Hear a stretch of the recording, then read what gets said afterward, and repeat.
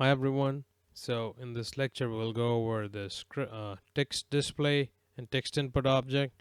So these are fairly similar to what we do on the numeric side, except you have text here and you can pick how many digits you want and you can enter text to deregister. So here you have a deregister. You can switch between display and input up here. You don't have to go pick one. You can pick what color you want, what kind of character you're trying to show. Uh, and you can reverse the text to make it look like this, or you can display it with an asterisk if you want. And if you go to extend, you have an offset and display in order of high low.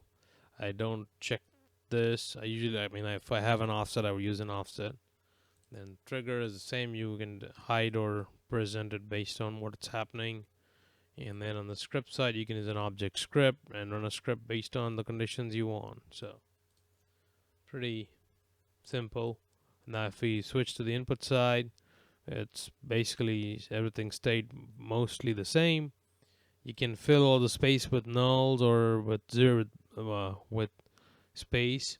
So you have two options here when you're trying to enter characters in there, and digits are the number of characters you want to enter on this.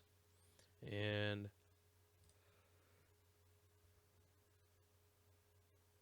this is more or less similar to what we had on the numeric input. You can have your display, you can have your input security levels for it.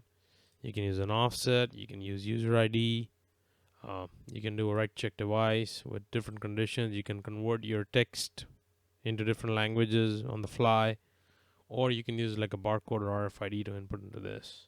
So trigger is the same and script is the same. So I guess that's it for the string input and display. We'll go over the other stuff in the next lectures. Thank you.